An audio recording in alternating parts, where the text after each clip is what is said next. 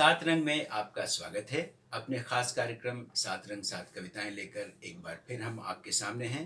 आज हमारे इस कार्यक्रम में जो दो अहम कवि हैं वो हैं डॉक्टर कुंवर बेचैन और आलोक श्रीवास्तव। ये दोनों सिर्फ कवि नहीं हैं, शायर भी हैं, गीतकार भी हैं और इनकी रचनाएं आपने अक्सर देश विदेश के तमाम मंचों पर सुनी होंगी। हमारी कालजयी कवियों की जो श्रृंखला है उसमें आज हम बात करेंगे राष्ट्र कवि रामधारी सिंह दिनकर की। लेकिन सबसे पहले चलते हैं डॉक्टर कुंवर बेचैन के पास। कि दिल पे मुश्किल है बहुत दिल की कहानी लिखना। उठा लीजिए सर। ये दिल पे मुश्किल है बहुत दिल की कहानी लिखना। दिल पे मुश्किल है बहुत दिल की कहानी लिखना। जैसे बहते हुए पानी पे हो पानी लिखना। जैसे बहते हुए पानी पे हो पानी लिखना। कुछ भी लिखने। मुरादाबाद के उमरी गांव में 1 जुलाई 1942 को जन्मे डॉक्टर कुंवर बेचैन जब मंच पर आते हैं तो अपने गीतों से समा बांध देते हैं। इश्कों के दरिया की रवानी लिखना। इश्क को इश्कों के दरिया की रवानी लिखना। दिल पे मुश्किल है बहुत दिल की कहानी लिखना। कुंवर बेचैन साहब कविता की दुनिया की ऐसी शख्सियत हैं जिनकी रचनाओं में सामाजिक भेदभाव और नफरत के माहौल को लेकर बेचैनी झलकती है, जिनकी कविताओं में प्रेम का सौंदर्य है, व्यवस्था की विद्रूपताओं पर तीखा व्यंग्य है और मुस्कुराते हुए गंभीर से गंभीर बात कह देने की अद्भुत कला है। बचपन से ही तमाम तकलीफें और एकाकीपन का दर्द झेलने वाले कुंवर बेचैन साहब का मूल नाम कुंवर बहादुर सक्सेना है। हिंदी के विद्वान और तमाम नए कवियों के गुरु रहे 79 साल के कुंवर बेचैन साहब ने 35 से ज्यादा किताबें लिखी हैं, अनेक सम्मानों से नवाजे गए हैं और उनके कामकाज पर करीब 30 शोध ग्रंथ हैं।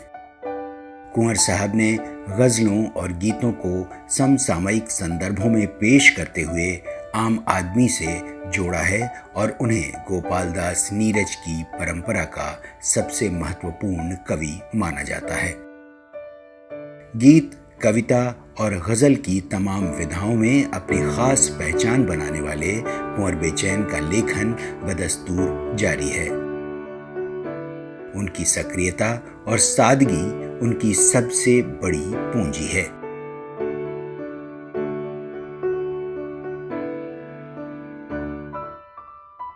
कुंवर बेचैन एक गीत आपके सामने प्रस्तुत कर रहा है। ये गीत मन की घुटन को बाहर निकाल करके वो बासंती पवन के आमंत्रण का गीत है। सुने। बहुत दिनों के बाद खिड़कियां खोली हैं, ओ वासंती पवन हमारे घर आना।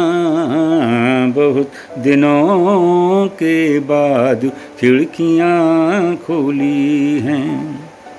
जड़े हुए थे ताले सारे कमरों में, धूल भरे थे आले सारे कमरों में। उलझन और तनावों के रेशों वाले पूरे हुए थे जाले सारे कमरों में।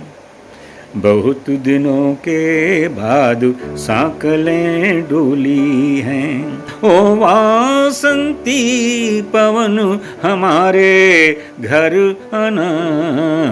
बहुत दिनों के बाद खिड़कियां खोली हैं।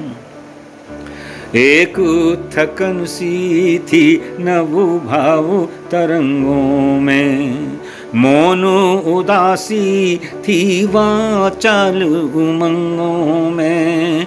मौन उदासी थी वाचाल उमंगों में, लेकिन आज समर्पण की भाषा वाले, लेकिन आज समर्पण की भाषा वाले, मोहक मोहक प्यारे प्यारे रंगों में।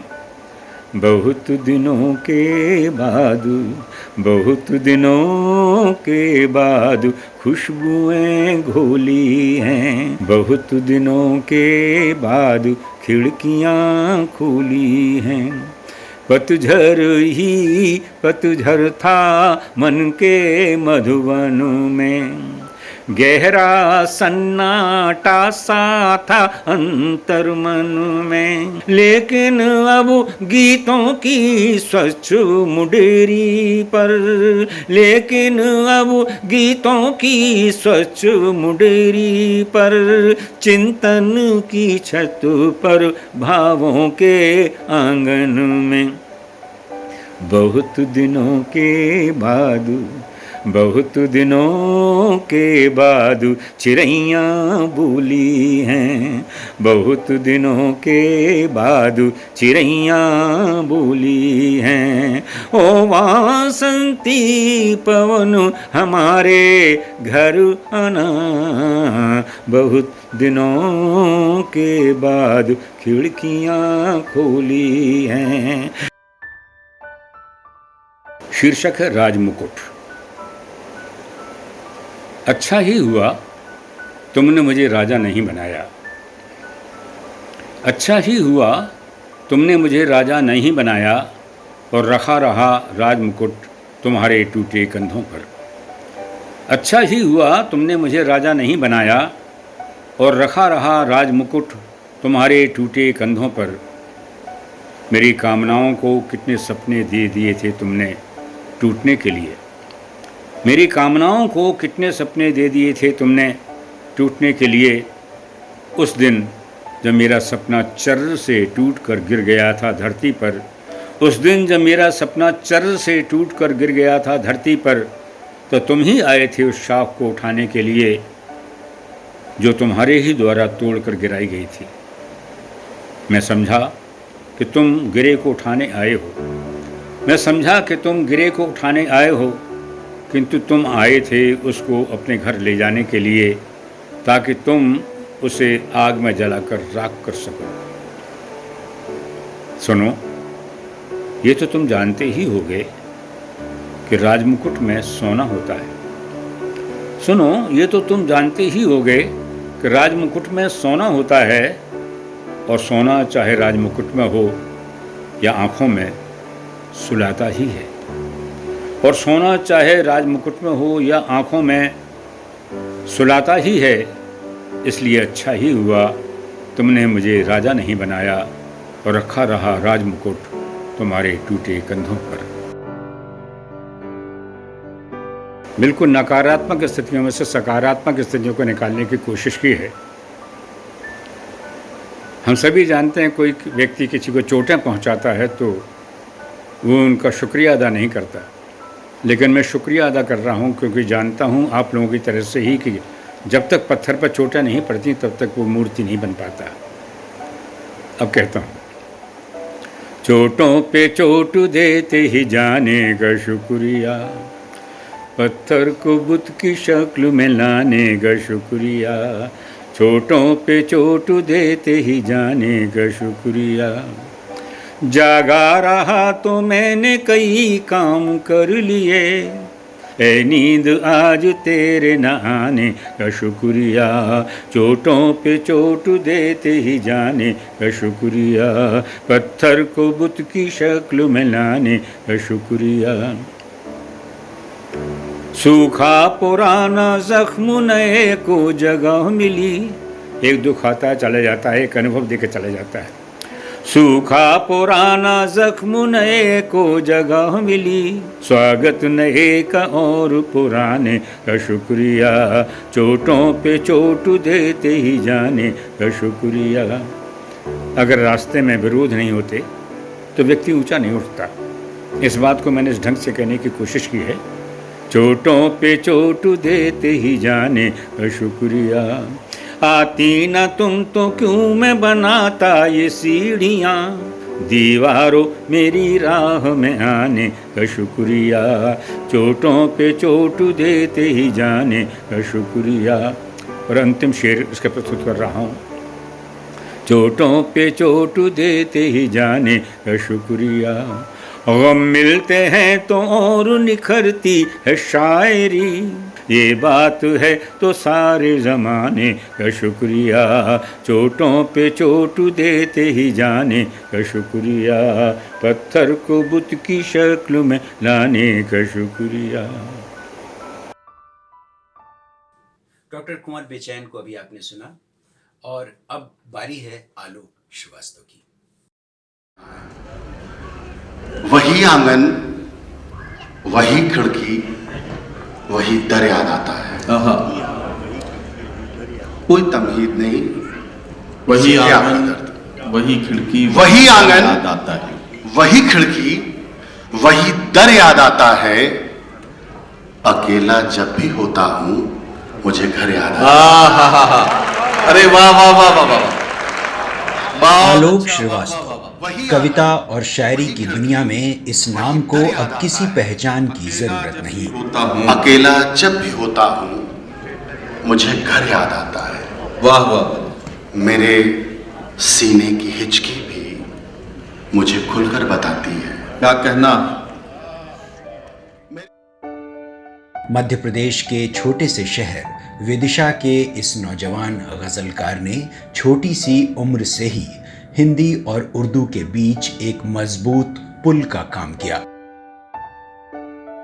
भाषा के साथ साथ तलफ़्फ़ुज़ की खूबसूरत अदायगी इसे विरासत में मिली। उर्दू के बेहतरीन जानकार अपनी अम्मा और बाबूजी के सामने बचपन में ही लेखक बनने की अपनी ख्वाहिश जाहिर कर दी। तुझे उस नजर से देखा है। क्या बात है, वाह। बस तुझे उस नजर से देखा है जिस नजर से तुझे नजर ना लगे। क्या बात है, क्या बात है भाई, वाह लो भाई। मुद्दतों खुद की कुछ खबर ना लगे, कोई अच्छा भी इस कदर न लगे, बस तुझे उस नजर से देखा। रिश्तों की गहराई को संवेदना के साथ महसूस करने और खूबसूरत लफ्जों में उतारने की हर मुमकिन कोशिश की।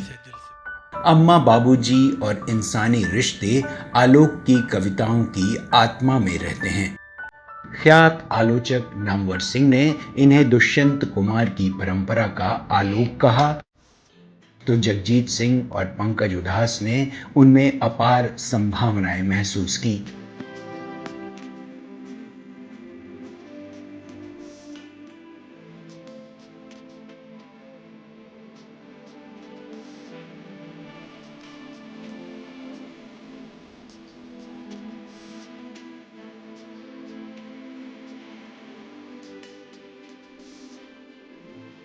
आलोक श्रीवास्तव के पहले ही गजल संग्रह आमीन को हाथों हाथ लिया गया और उस पर उन्हें साहित्य के तमाम बड़े सम्मानों से नवाजा गया।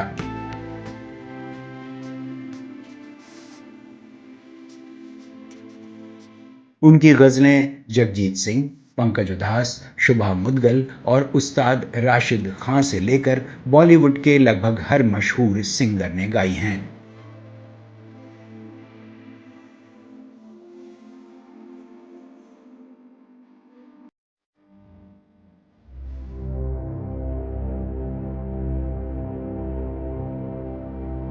इतिहास का मैं आईना हूं, तहजीब का रंग सुनहरा हूं। अमिताभ बच्चन की आवाज में उनकी कविता और गीत भी खूब पसंद किए गए। भारत का चेहरा मैं कल भी था, मैं आज भी हूं, मैं नवयुग का अंदाज भी हूं, सारी दुनिया का घर। देश की एकता, भाईचारे और संस्कृति का संदेश देने वाले उनके गीत हम तमाम मौकों पर सुनते रहते हैं। भी कह रहा हूं, मैं नए भारत का चेहरा। आलोक इन दिनों फिल्मों के लिए गीत लिख रहे हैं और खूब लिख रहे हैं। देश और आधी से अधिक दुनिया में बड़े और नामचीन शायरों के बीच मंच पर उनकी मौजूदगी एक अलग ही एहसास छोड़ जाती है। पेशे से टीवी पत्रकार, आलोक ने दैनिक भास्कर, इंडिया टीवी और आज तक जैसे संस्थानों से जुड़े रहकर भी अपनी मूल पहचान को निरंतर निखारा और उनका ये सफर बदस्तूर जारी है।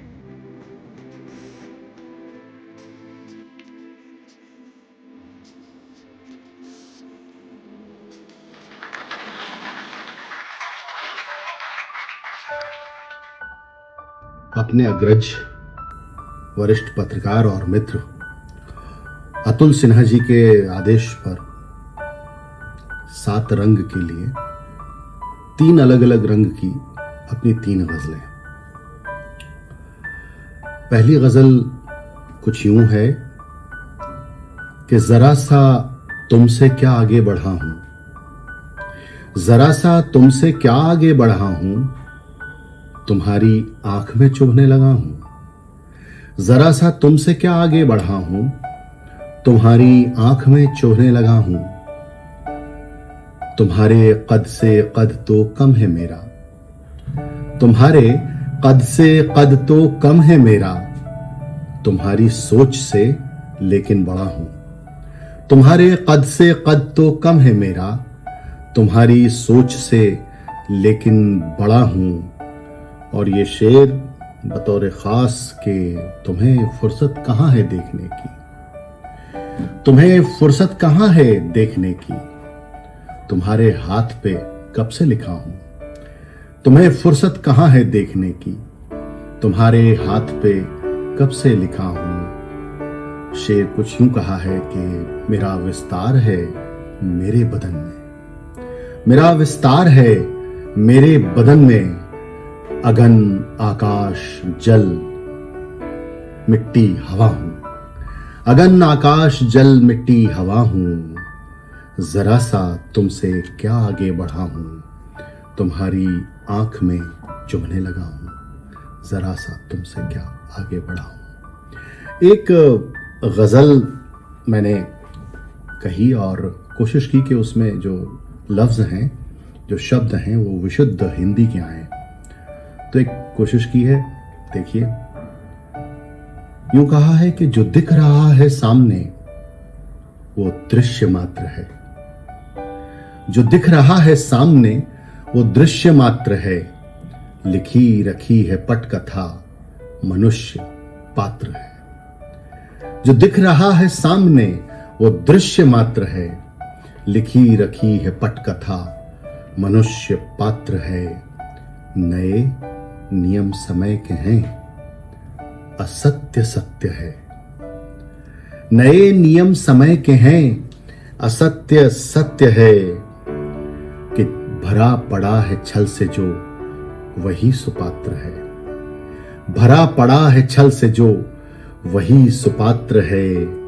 विचारशील मुग्ध हैं कथित प्रसिद्धि पर, विचारशील मुग्ध हैं कथित प्रसिद्धि पर, कि जो यहां कुपात्र है वही सुपात्र है, कि जो यहां कुपात्र है वही सुपात्र है साम दाम दंड भेद का नया चलन, है साम दाम दंड भेद का नया चलन, कि जो यहां सुपात्र है वही कुपात्र है, कि जो यहां सुपात्र है वही कुपात्र है। विचारशील मुग्ध हैं कथित प्रसिद्धि पर, विचारशील मुग्ध हैं कथित प्रसिद्धि पर, विचित्र है समय विवेक शून्य मात्र है, विचित्र है समय विवेक शून्य मात्र है। और ये शेर, घिरा हुआ है पार्थ पुत्र चक्रव्यूह में, घिरा हुआ है पार्थ पुत्र चक्रव्यूह में, असत्य 7 और सत्य एक मात्र है, असत्य 7 और सत्य एक मात्र है।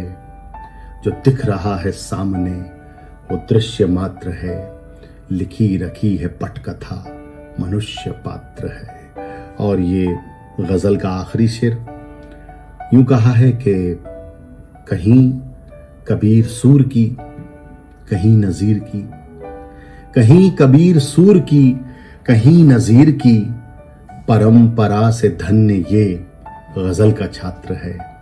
परंपरा से धन्य ये गजल का छात्र है। कहीं कबीर सूर की, कहीं नजीर की, परंपरा से धन्य ये गजल का छात्र है। जो दिख रहा है सामने वो दृश्य मात्र है, लिखी रखी है पटकथा, मनुष्य पात्र है। और एक आखिरी गजल 7 रंग के लिए कि जिन बातों को कहना मुश्किल होता है, जिन बातों को कहना मुश्किल होता है, उन बातों का सहना मुश्किल होता है।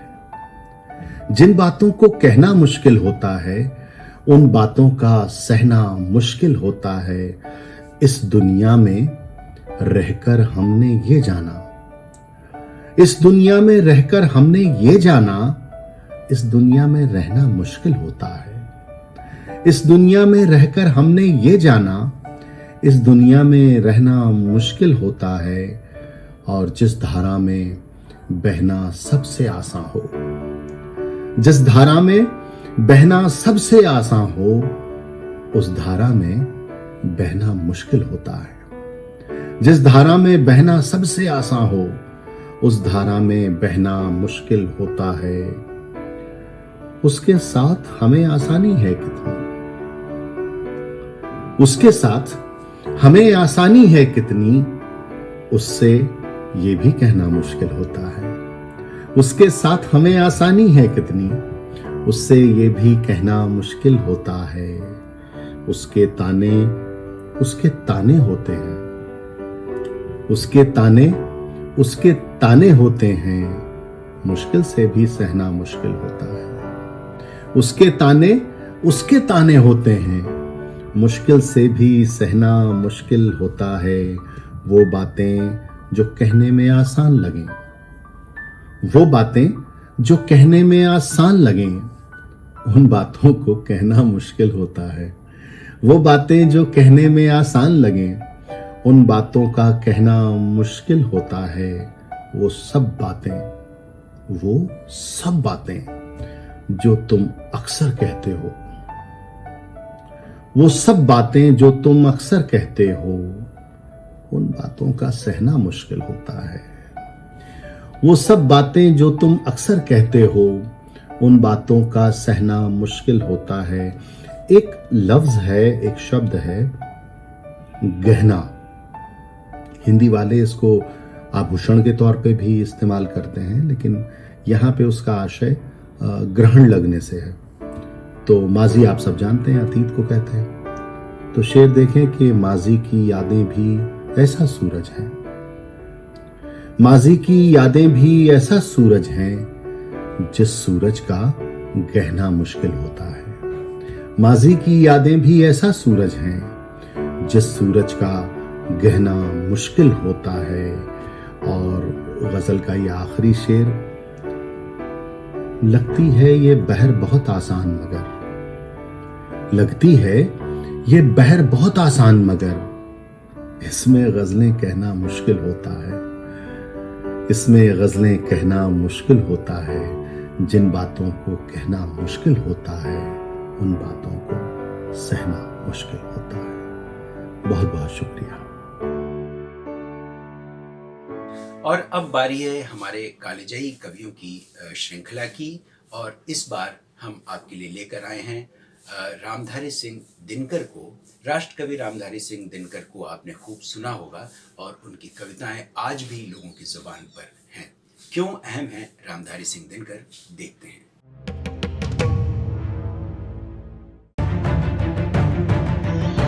जनता जगी हुई है कि भारत भूमि में किसी पुण्य पाप करने की आत्म प्रवेश खनक रहा है एक दीप की लौथा सतारा देश।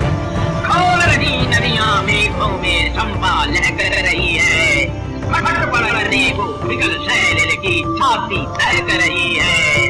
गर्जन गूंज तरंग रोष निर्घोष हाथ हुंकार, गर्जन गूंज तरंग रोष निर्घोष हाथ हुंकार। जाने होगा सवित आदित्या खाकर पारावार। इस दमदार आवाज और पढ़ने के अंदाज से अंग्रेजी हुकूमत ही नहीं, बड़े बड़े निजाम भी कांप उठते थे। एक बेहद ईमानदार, बेखौफ और देश की मिट्टी में रचे बसे रामधारी सिंह दिनकर को हम सब उनकी चर्चित रचनाओं कुरुक्षेत्र, रश्मिरथी और समर शेष है के लिए बेहद याद करते हैं। लेकिन उनके लेखन का फलक बहुत ही व्यापक रहा है, कविताओं से लेकर गद्य तक। 23 सितंबर 1908 को बिहार के बेगूसराय के सिमरिया गांव में जन्मे रामधारी सिंह जब महज 2 साल के थे तो पिता बाबू रवि सिंह नहीं रहे। नन्ही सी उम्र से ही एकाकीपन के शिकार रहे और जिंदगी की जद्दोजहद करती माँ और परिवार के तमाम लोगों को देखकर बेचैन होते। पढ़ाई लिखाई गांव के स्कूल में हुई और आप ताज्जुब करेंगे कि उस वक्त उनके दोनों भाइयों वसंत और सत्यनारायण सिंह ने रामधारी को पढ़ाने के लिए अपनी खुद की पढ़ाई लिखाई छोड़ दी और मेहनत मशक्कत करके अपने भाई रामधारी सिंह को पटना कॉलेज में हिस्ट्री ऑनर्स की पढ़ाई के लिए भेजा। घर वालों की ख्वाहिश थी कि वो सरकारी नौकरी करें और परिवार की जिम्मेदारी संभालें। बचपन से कविताएं लिखने वाले, साहित्य और भाषा पर गहरी पकड़ रखने वाले रामधारी सिंह ने अपने नाम के आगे दिनकर जोड़ा और 20 बरस की उम्र में उन्होंने बारदोली विजय संदेश लिखा। दिनकर ने बीए करने के बाद स्कूल में अध्यापकी की, फिर बिहार सरकार में सब रजिस्ट्रार की नौकरी की। लगातार लिखते रहे और अपनी वीर रस की रचनाओं से तहलका मचा दिया।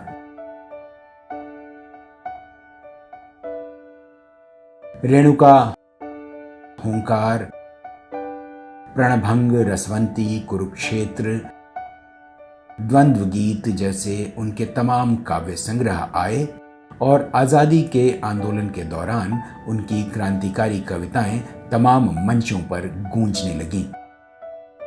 उनके भीतर का बेचैन कवि आज़ादी के बाद भी देश की हालत, सामाजिक विसंगतियों और राजनीतिक भ्रष्टाचार के खिलाफ मुखर रहा।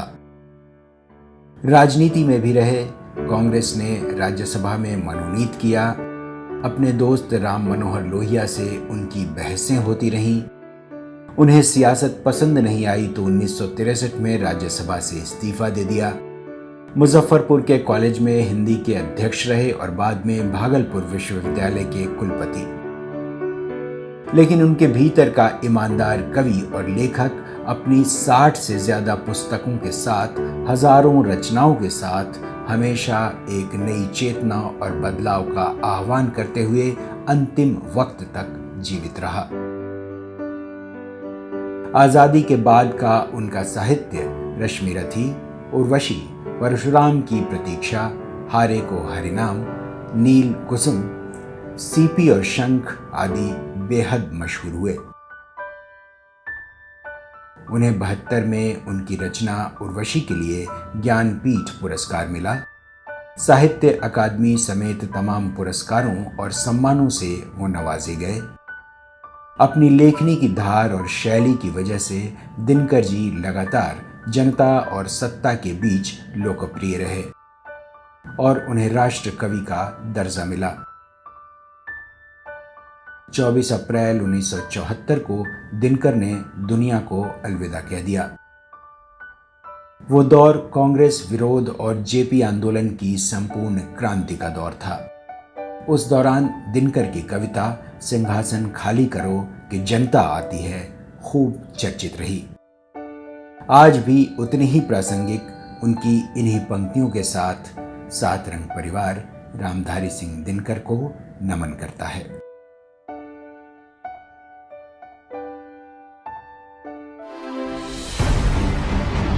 सबसे विराट जनतंत्र जगत का आप पहुंचा,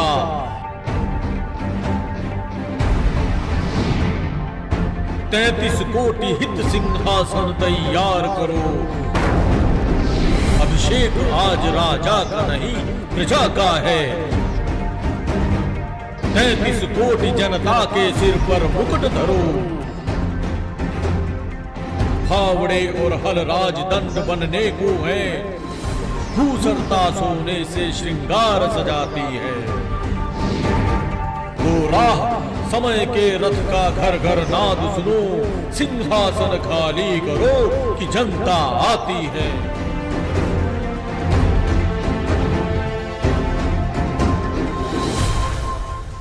आज के हमारे इस कार्यक्रम में फिलहाल इतना ही। अगली बार हम फिर किसी दो अहम कवियों के साथ आपकी मुलाकात करवाएंगे और चलेंगे आपको लेकर अपनी इस कालजयी कवियों की श्रृंखला में और बात करेंगे किसी और अहम कवि की। तब तक नमस्कार।